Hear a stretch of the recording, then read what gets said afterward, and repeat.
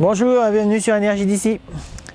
Aujourd'hui c'est vlog et au menu, en fait il y a tellement de trucs à parler que je préfère vous les afficher à l'écran. Et puis générique.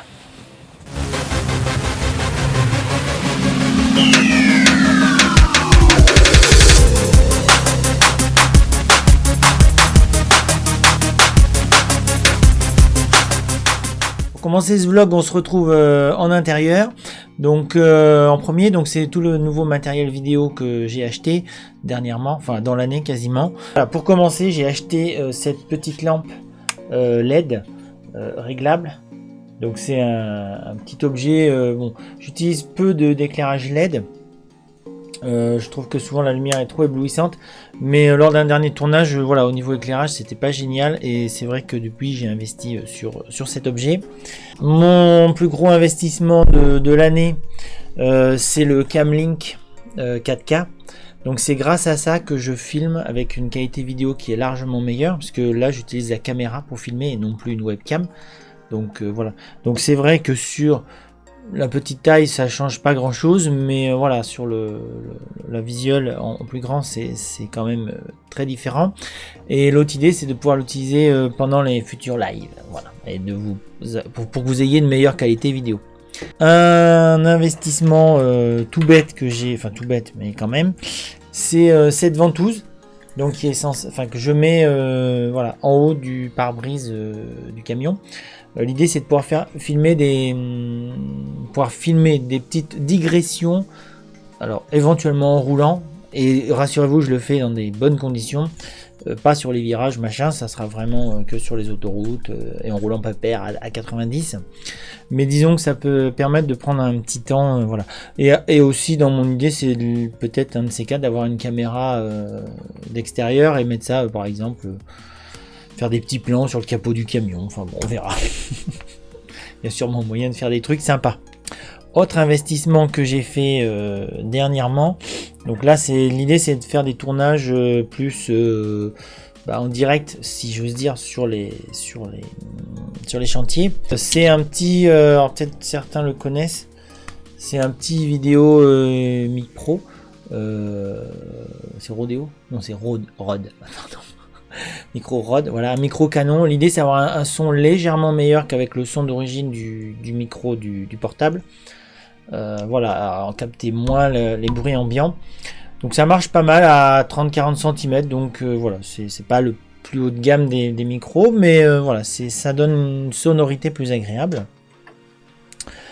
Toujours dans l'idée de pouvoir filmer alors dans le camion, en conduisant ou pas en conduisant d'ailleurs. J'ai acheté une version donc pour pas être sans batterie. C'est une batterie qui se branche sur l'USB. Enfin, c'est une fausse batterie, voilà, qui se branche sur l'USB. Ça a aussi un intérêt, c'est de pas tomber en rate de batterie. Parce que pour l'instant, j'ai pas de batterie de rechange avec ma caméra. Et l'idée, c'est que je peux la brancher tout simplement sur la batterie USB que j'ai. Donc, pas de panne de batterie grâce à ça. Et après, bon, toujours dans la catégorie des petites choses neuves que j'ai acheté, c'est ce genre de petits objets. Voilà, ça permet de s'accrocher différents attaches, parce qu'il n'y a pas toujours les mêmes tailles, différentes de diamètre, rajouter des griffes, voilà, pour pouvoir optimiser le fonctionnement de l'enregistrement. Et dernièrement, donc tout ça pour idée, le Camlink, je crois que j'ai payé 160 €. Dans l'année, j'avais aussi acheté un casque, parce que j'avais plus de casque et pour l'écoute c'était pas génial, donc j'ai racheté un casque 170 €. C'est des sommes qui sont quand même assez conséquentes. La vidéo, c'est une passion coûteuse. Voilà, et dernièrement, grâce à un autre vidéaste qui se libérait de matériel dont il avait moins besoin, j'ai fait un petit investissement. Alors là, j'ai eu plein de petites choses pour 50 € et je suis super content. Comme un gamin qui offre des jouets à Noël. Donc là, le truc qui là servira plus tard, parce que pour l'instant j'en ai vraiment pas l'usage avec ma caméra actuelle. Donc c'est un follow focus manuel. Donc l'idée c'est vraiment pouvoir gérer le flou d'arrière-plan dans certains plans vidéo. On verra, ça sera peut-être pas pour de la vidéo comment dire, sur des chantiers évidemment. Mais voilà, l'idée c'est peut-être par rapport à faire des transitions, tout ça, toujours améliorer la qualité des vidéos. Un gros carton à côté. 2 sacs de transport, donc pareil avec tout ce petit matériel que j'ai, la mallette que je m'étais préparée l'année dernière est devenue insuffisante. Dans le colis que j'ai eu, donc l'ensemble avec le transport ça m'avait coûté 50 €, donc c'est vraiment cool de la part de ce vidéaste. Un autre micro canon, alors qui lui a la particularité d'être alimenté avec des piles. Et du coup, alors la sonorité est pas spécialement meilleure que l'autre, mais par contre, vu qu'il est alimenté, il a un gain en volume sonore qui est plus sympa. Mais honnêtement, j'ai pas pu encore faire des tests poussés sur ce truc. Bon, un petit objet, une petite accroche, pareil, hein, toujours avec les pas de vis comme je vous montrais tout à l'heure. Voilà, qui ont différentes tailles. On s'accroche, c'est les bras magiques. Ça permet de rajouter des éléments, une petite lumière, un petit micro en plus. Après des choses, bon là c'est moins mon usage, mais c'est vrai que je me dis que des fois pour faire des éléments de transition, c'est toujours dans l'amélioration. C'est des petites loupiottes. Voilà, celle-là elle est colorée, elle change de couleur et tout. Celle-là est pareil. Un truc un petit peu délire. Bon, c'est le genre d'objet, je sais pas, mais ça m'aurait servi. Voilà, on verra peut-être sur des chantiers ou quand je bosse dans des endroits vraiment sombres. Donc là, c'est. Donc celui-là, il est pas à batterie. Hein. Voilà. C'est un projecteur, mais 300 watts. Voilà. Donc ça, là, je l'ai essayé. Franchement, ça envoie du pâté. Pour les endroits sombres, bon, voilà. S'il y a le réseau, ça peut être vraiment intéressant. Un autre lot d'objets que je vais vous montrer tout de suite. Voilà, je pose le paquet là. Bon, c'est pas grand chose, hein, mais là, il me l'a vendu 20 €. Je crois que ça vaut 40 normalement. Tout simplement, alors, sûrement vous connaissez ce genre de choses. C'est des pieds, des parapluies et voilà, des supports. De lampe, voilà. Donc ça, l'intérêt de ça, donc pour m'éclairer ici dans le bureau, je me suis fabriqué des softbox qui sont fixes, voilà, ils sont accrochés au plafond.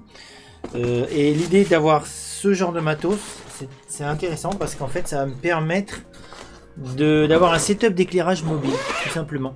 Parce que la petite lampe LED là, c'est vraiment pour tourner sur un chantier, enfin vraiment un petit truc rapido. Là l'idée c'est bon, j'ai dans l'idée, je devrais peut-être pas trop avancer, mais bon, j'ai dans l'idée de faire des interviews et du coup bah, ça me permettra d'avoir un setup éclairage mobile, voilà, mais on en parlera plus tard. Voilà, bon bah là on a fait le tour du nouveau matos, je suis super content. Alors avant que j'ai des critiques du genre oui mais tu tournes pas de vidéo David. J'avoue, j'ai eu une année 2019 très compliquée. Voilà, mais l'idée c'est toujours de... Bon là c'était l'occasion, hein. J'aurais pas... Le fait qu'un collègue vidéaste qui se libère de matériel, il a proposé, je me suis dit bon je saute sur l'occasion, notamment le follow focus, ça sera vraiment sur du long terme, mais je sais exactement ce que je veux faire avec et je suis super content d'avoir ce genre de truc. Tout le reste c'est des petits éléments pour me faciliter la vie et pouvoir les emmener vraiment tout le temps avec moi. Voilà, bon ça se voit pas, mais je vous assure, je fais beaucoup je filme beaucoup de choses et un jour ça ressortira en vidéo, voilà, ce sera bon. Les prochains matériels que je veux acheter, donc c'est fonction des finances évidemment.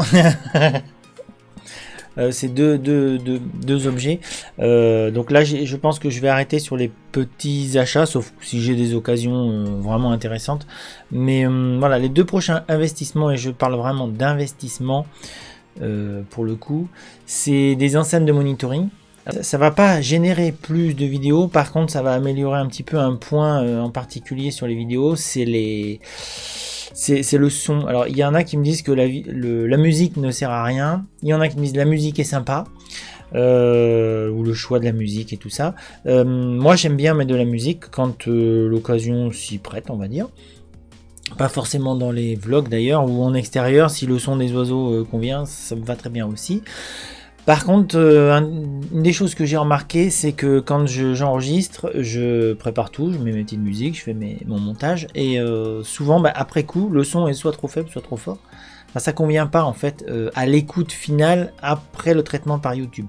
Et mon idée, et donc j'ai un système son qui fonctionne bien, mais c'est un petit truc d'ordinateur 5 points assez bateau que j'ai depuis pas mal d'années maintenant.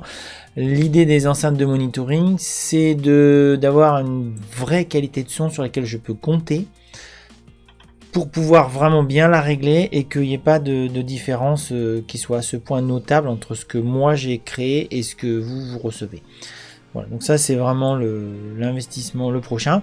Donc je pars sur un système d'enceinte dans les 300 euros. Alors pourquoi 300 euros? Enfin pourquoi ces niveaux de budget?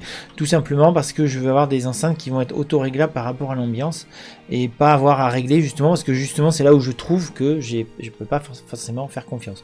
Donc voilà, il y a des enceintes de monitoring qui ont un capteur qui leur permet de s'auto-régler en termes de balance des sons et tout ça. Donc l'idée c'est ça. Et l'autre investissement que je veux faire, qui est légèrement plus important, qui est moins urgent mais que j'ai vraiment envie de faire, c'est un FZ2000. Donc pour l'instant j'ai le FZ300 de Panasonic, j'en suis très content pour plein de raisons. Mais le FZ2000 a la particularité qui m'intéresse vraiment en termes en tant que vidéaste, c'est qu'il est vraiment tourné sur la vidéo. Le but, enfin les deux points qui m'intéressent sur cette caméra, c'est premièrement c'est qu'il n'y a pas la limite des 30 minutes. Donc par rapport à ce que je disais tout à l'heure, le fait de faire une interview, j'ai pas envie d'avoir une caméra qui se coupe au bout de 29 minutes. C'est hyper stressant pour moi en tant que caméraman et pour l'autre personne si tous les 20 minutes je dis bon excusez-moi on va couper et j'en fais. Non, donc c'est pas gérable.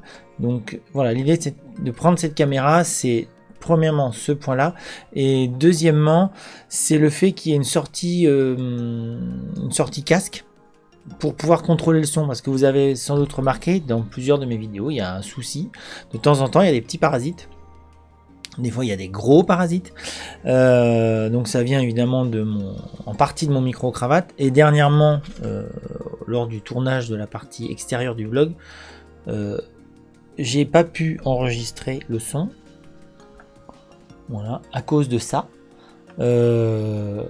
Ce petit truc à 10 euros, là, c'est un adaptateur pour me mettre sur le smartphone. Et malheureusement, je pense qu'il a un bug à l'intérieur. Impossible d'enregistrer le son. Donc voilà, et donc du coup, le contrôle de son, enfin une vraie galère. Donc l'idée d'avoir une caméra plus évoluée, plus tournée sur la vidéo, c'est ça. Voilà. Bon, par contre, vous voyez que l'investissement, il est de 700 ou 800 euros. Bon voilà, je le ferai quand je pourrai. Vous êtes de plus en plus nombreux à me contacter, soit par la page Facebook, soit via l'adresse email de la chaîne ou sous les commentaires. Par contre, c'est vrai que je mets du temps à répondre. Donc je réponds à tout le monde, mais ça peut être une semaine, 15 jours, un mois et demi. Voilà, mais je réponds à tout le monde. L'idéal pour me contacter, c'est quand même d'utiliser le Slack technique d'ici et du coup, ça me permet de faire la transition vers le sujet suivant. Depuis quelques mois, donc j'ai créé un Slack. Donc le Slack, c'est l'équivalent, c'est un mix pour moi que je trouve super bien entre un forum où on pose des discussions et après il y a des messages en dessous. Mais je trouve que c'est un petit peu ancien dans l'image, même si ça fonctionne bien. Et le truc ultra moderne qui est assez connu, c'est Discord. Perso, j'aime moins Discord. Oui, c'est pratique parce qu'on a plein de chatrooms et des salons et c'est vraiment une discussion en direct sur plein de sujets. Par contre, Slack récupère l'avantage un petit peu des deux, c'est à savoir, pour moi, le point qui manque sur Discord, de toute façon en termes de modernité, c'est que lorsque vous lancez une discussion ou une question, il y a un début de sujet, l'avantage dans Slack, c'est que vous avez ici, vous pouvez faire une série de messages et de réponses spécifiques au sujet. Voilà, et on n'est pas mélangé, c'est-à-dire que même si on revient 8 jours après, on peut voir les discussions qui ont été lancées et les réponses qui ont été faites, et qui par contre sont visibles en live, comme une chatroom d'un Discord. Voilà. Donc le Slack, c'est la façon la plus facile de me joindre. Alors, pareil, je fais un petit edit, je dis que je réponds au bout d'une semaine, 2 semaines, un mois. Bon, ça peut être 6 mois. Voilà, honnêtement, 2019, ça a été compliqué au niveau planning. J'ai pas su m'organiser, j'avoue, c'est ma faute. Je me suis laissé entraîner dans des chantiers, dans des dépannages. Voilà. Plus est venu là-dessus la météo. Voilà, c'était compliqué. Mais voilà, 2020, bonne résolution, je réponds en moins de 15 jours. Voilà. Le Slack, pourquoi je préfère ça? Tout simplement parce que Facebook, alors vous m'envoyez des messages sur Facebook, parce qu'il y a une page Facebook. En fait, j'ai pas Messenger et je limite mon usage de Facebook vraiment à la présentation sur la page. Dans les commentaires sous les vidéos, en général, c'est des petites questions et tout ça, et là, c'est très bien. Bon, je m'y attelle tous les 15 jours à peu près à faire les réponses. Par contre, si vous avez un projet précis, ou alors je ferai pas de dimensionnement, hein, ça c'est clair. Néanmoins, si vous avez des questions précises ou des besoins d'un avis pratique sur une solution machin, le Slack, l'avantage c'est que je peux le voir dans mon smartphone.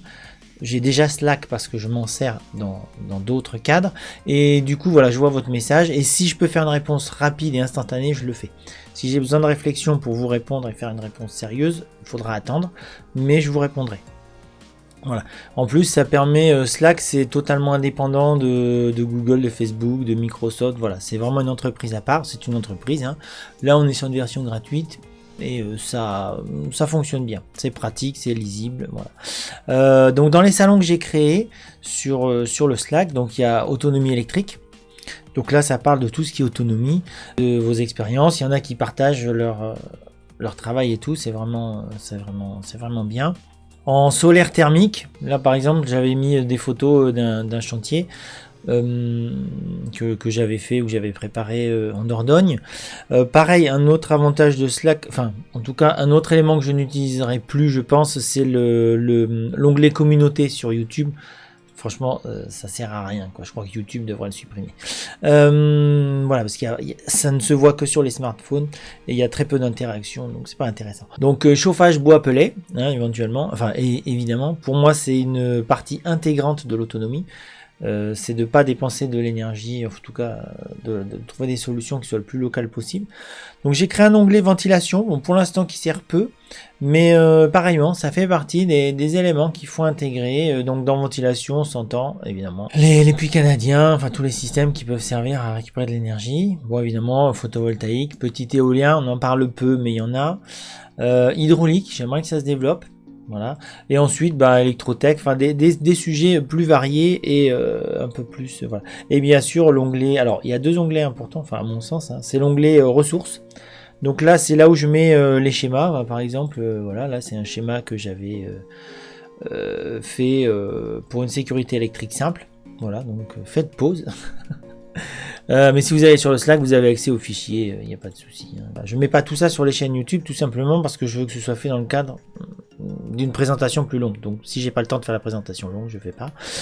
J'ai mis aussi des liens vers des dossiers, des notices d'appareils, voilà, parce que comme ça fait à peu près 15 ans que je fais des énergies renouvelables, j'ai collectionné beaucoup de notices d'appareils. Pour un certain nombre d'éléments, je les mets aussi sur la page Facebook. Mais c'est vrai que je le fais plus facilement sur le Slack. Ça permet de regrouper l'onglet ressources. Et dans divers et variés, on met des bêtises. Voilà, hein, faut s'amuser un peu dans la vie. Voilà, donc ça c'était la présentation du Slack Technidici. Je vous mets le lien dans la description et j'espère vous y retrouver bientôt. En fait, j'ai envie de vous troller un petit peu pour vous dire que la prochaine vidéo, c'est pourquoi il ne faut pas... En fait, c'est super important pour la survie de votre matériel parce que vous risquez de griller vos génératrices ou vos onduleurs. Donc voilà, allez, à bientôt.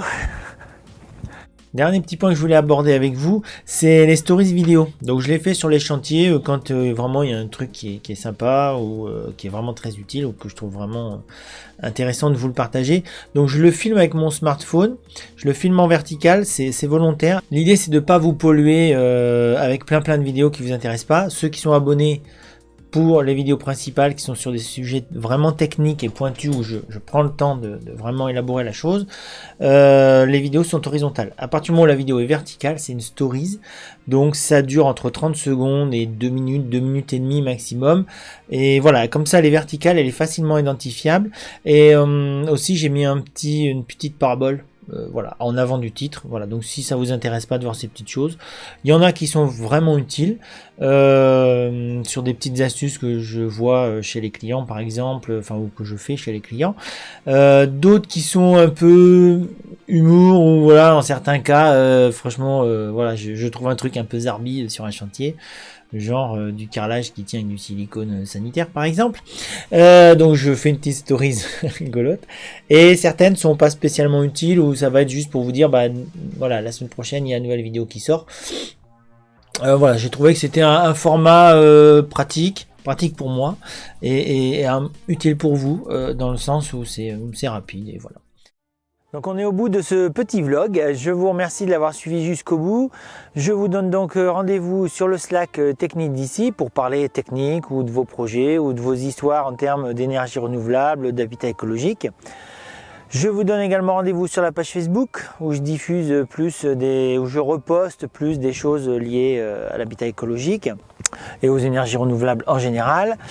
Je vous remercie d'avoir suivi jusque là, je vous dis à très bientôt pour une prochaine vidéo.